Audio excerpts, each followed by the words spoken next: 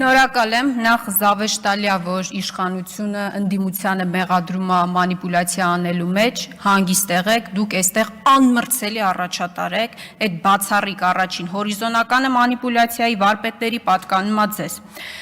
Հայտարարագիր լրացնելու ժամկետը, սիրելի հայրենակիցներ, երկարացվում է մինչև նոյեմբերի 1, հիշեցնեմ, որ մենք առաջարկում էինք առհասարակ չեղարկել այս համակարգը, հիմա որևէ հարց չլուծելով հանդերձ, չլուծած լինելով հանդերձ, իշխանությունը ընդդիմությանը հերթական անգամ մեղադրում է այս անգամ դեմոնիզացնելու մեջ համակարգը։ Տիկին Մինասյան, այդ ես եմ դեմոնիզացրել, հա? Ես 3 ամիսա պետական կառույցներից չեմ կարողանում ստանալ պարզ հարցի պատասխան, արդյոք քրեական օրենսգրքի 444 հոդվածը վերաբերվում է ֆիզիկական անձանց։ Հիշեցնեմ, որ պետական եկամուտների կոմիտեի նախագահը բանավոր խոսքի ժամանակ հայտարարել է, որ վերաբերելի չի, գրավոր հարցման ժամանակ ասել է, որ իր իրավասություններից դուրս է։ Գլխավոր դատախազը, հարգելի գործընկերներ, սիրելի հայրենակիցներ, առհասարակ հրաժարվել է հարցին պատասխանել, ասելով, որ իր սահմանադրական լիազորություններից դուրս է։ Այդ կարող է երազեի տեսել, եկել էի ձեզ պատմում էի, կարող է երազեի տեսել, եկել էի ձեզ պատմում էի, դուք էլ ջուրն էիք։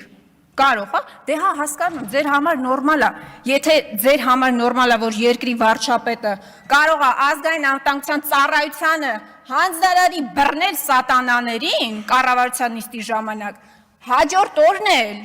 հաջորդ օրը թե մի ամիս հետո էլ, իր ընտանիքին պատկանող թերթը հարցում ուղարկի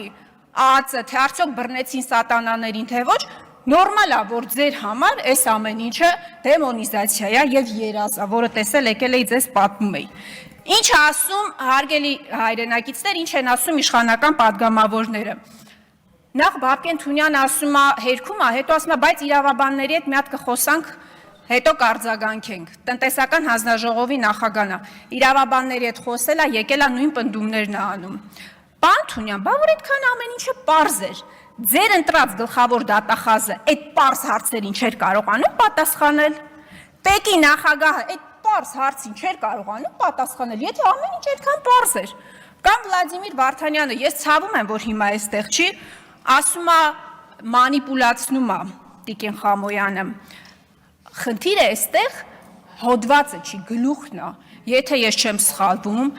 մեզանից իրավաբանը Վլադիմիր Վարդանյանն է։ Եվ իդեպ պարոն Թունյան, ես որ եկել այստեղ խոսում էի, իրավաբանների հետ խոսել, նոր է եկել այստեղ խոսում։ Պարոն Վարդանյանը չգիտի, որ քրեական օրենսգրքում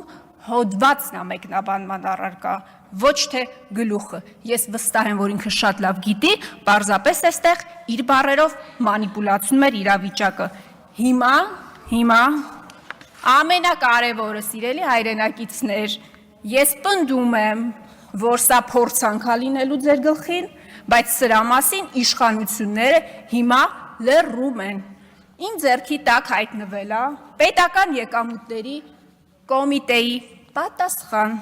որտեղ սևով սպիտակի վրա գրված է, որ հարկային մարմնի կողմից կիրառվում է օրենսգրքի 169 հոդվածով սահմանված վարչական պատասխանատվության միջոցները, սակայն հաշվի առնելով, որ նշված իրավախախտումների մասով դեռևս չեն սպառվել նույն հոդվածով սահմանված կիրառման ենթակա բոլոր պատասխանատվության միջոցները, ինչը որպես պարտադիր պայման նկարագրված է քրեական օրենսգրքի 444-րդ հոդվածի դիսպոզիցիայում, ուստի եկամտային հարկի տարեկան հաշվարկ հայտարարագիր ներկայացնելու պարտավորության չկատարման դեպքով քրեական հետապնդման մարմիններին տվյալներ դեռևս չեն փոխանցվել։ Սիրելի հայրենակիցներ, ձեզ ինչպես Արցախի հարցից սկսած մինչև Արագաչափեր ստել են, այնպես էլ այս հարցում են ստում եւ պատրաստվեք, որ հաջորդ տարվանից քրեական հետապնդումներ են սպառնում այն քաղաքացիներին, ովքեր հայտարարագիր չեն լրացնի կամ կեղծ տվյալներ կլրացնեն։ Շնորհակալ եմ։